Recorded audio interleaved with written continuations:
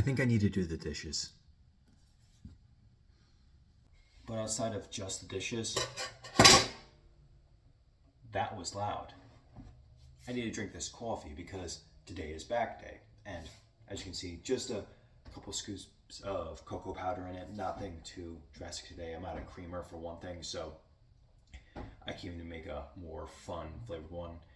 And I went a little overboard on the honey yesterday, so I'm gonna take it easy with that today. But today is back day, and I love training back. I love getting that wide Dorito shaped back, training for that, get that V tapper going, and really getting solid. And yesterday, I actually started doing more biking for cardio, and Coach Greg Doucette was right. That cardio burn with the bike is absolutely insane. So if you haven't tried it, definitely give it a try. Redundant.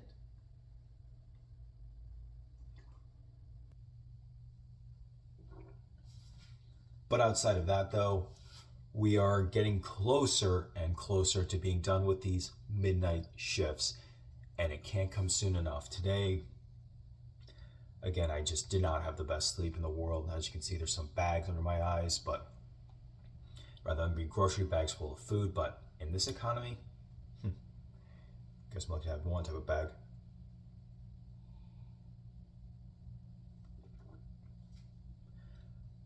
It's weird because I do definitely have my sense of energy at times when I'm there, but then the crash just kind of happens randomly. So hopefully the rest of the week gets done quickly. We go into next week, finish it off by Wednesday, and we can all move on with our lives. So here's to that. And in the meantime, I'm going to finish this, and we're going to go to the gym and train some darn back because today's back day and we want that V tapper. Am I right? So I'll catch you guys in a minute.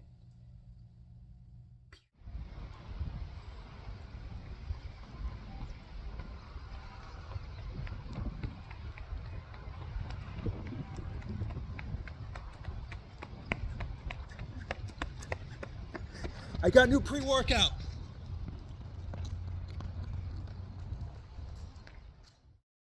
And for our first workout after cardio, we did the lat pull downs with the isolated hand movements. So that way I could make sure I was getting it more accurate as opposed to using one bar and potentially pulling down with one hand more than the other.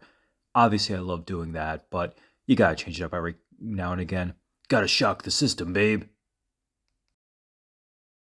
And what is a Dolby workout without the absolute unit of a workout known as face pulls? You gotta work that Christmas tree somehow, folks.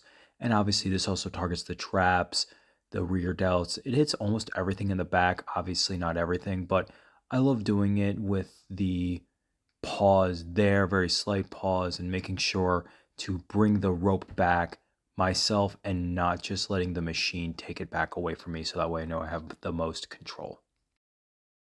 This one, I still don't know exactly what it's called. It's called a pullover, I think, but it's a good way to get the lower lats activated. And so I do these regularly, normally with the bar, but I saw someone doing it with a rope recently. So I figured I'd give this one a shot just to, like I said, I like changing it up just to shock the system. And if you do the same thing over and over again, it just gets kind of boring. And of course, you gotta do pull ups on back day. Pull ups are so spectacular. Like, look at that lat motion there. And I think these are some of the best pull ups I have done in a long time. Now, obviously, I'm getting tired out, so there's a little bit of pull, but it's just so fun. Now, I probably won't keep doing these, but I wanted to add in some barbell rows, but I don't know, I just don't feel it as much as I like to. And to end of the day, I did some shrugs. I don't shrug that often anymore. I think the other workouts I do hit my traps as much, if not better, but why the heck not? It was a fun workout, and I do feel the pump in my shoulders when I do them. But like I said, I feel as though my other workouts do hit traps more, and while it is fun, I don't think it's necessary. And that, my friends, was my back workout. Now, it was a lot of fun, as you can see. And I'm probably, like I said, not going to continue with those bent over barbell rows I just don't see the overall need for them when I was already doing single arm dumbbell rows. I feel as though I get more better control with those than I do trying to with both arms. More unilateral movements. I always prefer that anyway, with the exception of obviously pull-ups, lat pull-downs, things like that. But I don't know.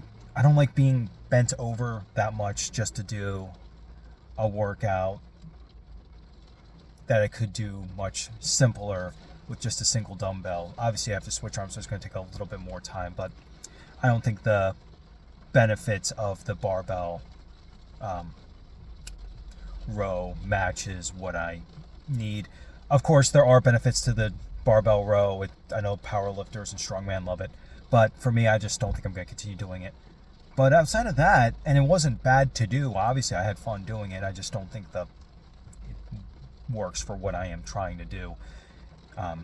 Especially trying to superset it with pull-ups. The pull-ups were a lot of fun. My pull-ups felt great today, like really good, and you couldn't really see it in the reflection, but my lats looked wide when I was doing those pull-ups within that reflection, and it was awesome. So I'm definitely going to do more pull-ups there, partially for my ego. But outside of that, though, today is another midnight shift. It's going to be that way, like I said, until next week. Yesterday I was a little bit crankier than I would like to admit, but today I'm hoping, even though it's raining, it doesn't suck so much. I just think yesterday,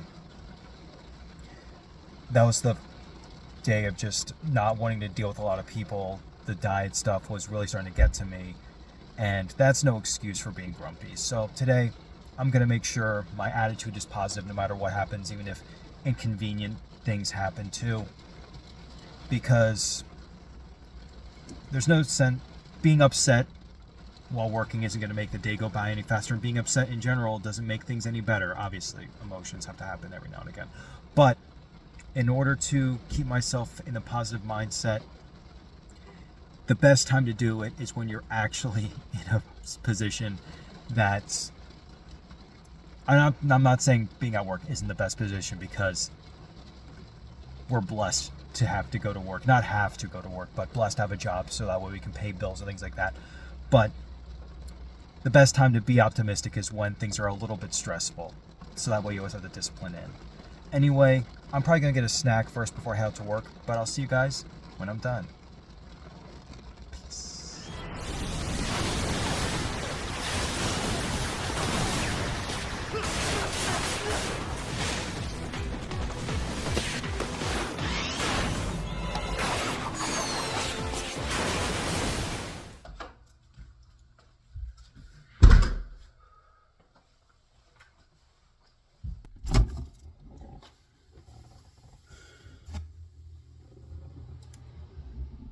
Why, yes, in between these two shots, I did take off my jacket, and no, I didn't show that off.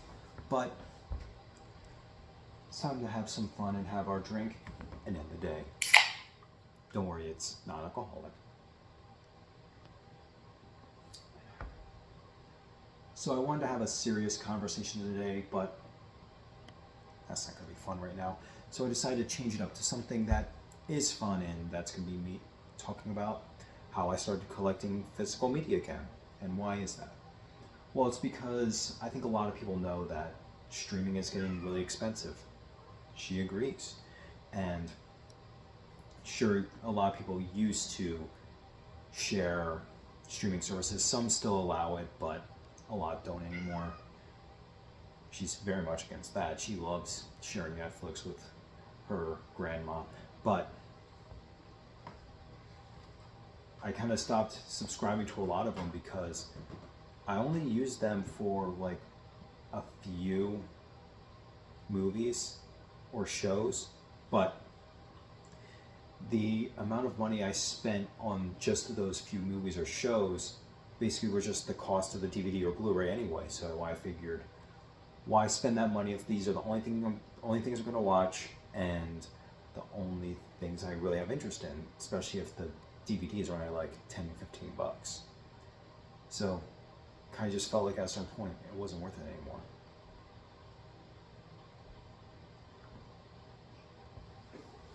And as you all know, I recently talked about picking up a DVD copy of both Generation Iron and Lake Mungo. Now, that's these right here because I think Generation Iron is streaming on Tubi and Lake Mungo is streaming free on Amazon, but this one is fine with ads. But something like Lake Mungo, I can't stress enough. Get the DVD, get the DVD, get the DVD. Do not watch the free streaming version of it, and I'll tell you why. Because if you do that, then it really ruins the atmosphere and aura that this movie has when it's interrupted by some lighthearted ad. And I know why ads are needed is how a lot of streaming services now have to make money.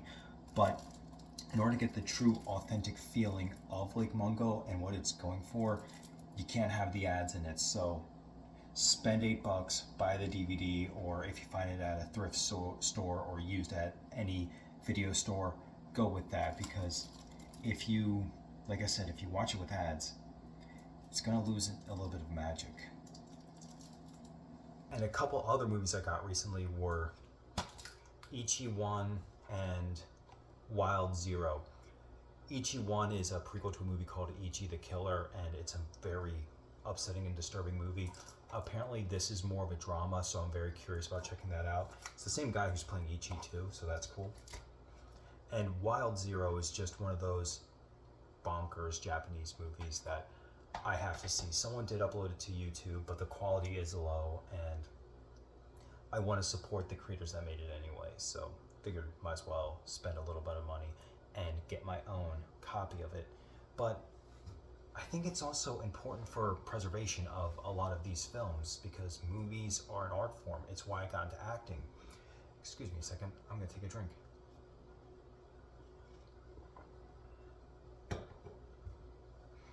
But given that they are such an important art form, it seems as though preservation for them isn't really taken all that seriously. I mean, of course, movie collectors and things like that do take it seriously, but a lot of the times it feels like a lot of movies can be pushed to the wayside, and we realize the harsh reality of that with a lot of old silent films just being gone now, and there's the mystery to them, like London After Midnight or some of the Lost King Kong movies, or even the one that I'm really curious about is it's a Lost Dracula movie. I think it's called Dracula's Death. It was a Russian movie. Maybe it wasn't Russian, but it was the Dracula movie that came out before even Nosferatu. And my life dream is to one day be able to see that movie, and I don't think I ever will be. And that's what I mean. We have art that's just lost to time, and there are movies out there. While not all movies are obviously good, it's important for us to be able to experience them and call it for ourselves. Like Bucky Larson, Born to Be a Star is one of the worst movies I've ever seen, but it's still a form of art. People have the right to see it. It shouldn't be a lost movie, as bad as it is. So that's why I started getting more physical copies of movies, not just to add up more room on my shelf, but to actually have a way to kind of preserve them. And I know disc rot is a thing and things like that, but just knowing I have something in front of me. She likes to guard movies too. Makes it all the better, especially when we think about paintings that have been lost over the years, or potentially even books, or even some songs that have been lost because we didn't take care of them. If we can protect film, I think that would be highly important, and she agrees. But one thing streaming services sometimes do is they don't release the movies on DVD, and that can get upsetting. There's a show I love called Midnight Mass, made by Michael Flanagan, who I swear is the modern day horror auteur, if I said that correctly. I will watch anything he makes. He is a genius, and like I said, Midnight Mass is straight up one of the best things, period, I have ever seen, whether it be a show, movie, miniseries, doesn't matter. It is perfection. I loved every second of it.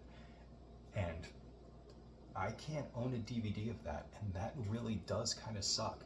I would love to have a Blu-ray copy of it just so I can show my friends during Easter, because it takes place on Easter, and or maybe around Halloween time, because it's the perfect Halloween show, even though, like I said, it takes place on Easter.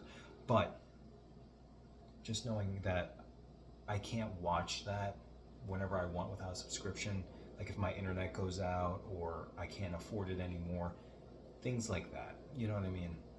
And that's ultimately is what kind of sucks about streaming. Streaming is very cool and it is very convenient. I love streaming. There's some movies on streaming that I wouldn't have watched if they just didn't have that random movie there. I mean, this is back when Netflix started, my friends. There was a movie on there called Satan's Cannibal Holocaust, and it was just some random person's shot on video home movie. And this is when Netflix was just starting streaming, and I was like, I'll watch it. It wasn't good, but it was an experience. And so, yeah, there is still benefits to streaming. If people can put their movies out there for people to watch, I'm all for it. But I wish there was better ways for us to protect those forms of art that everyone makes. Anyways, it's time for me to call it a night. Catch you guys later.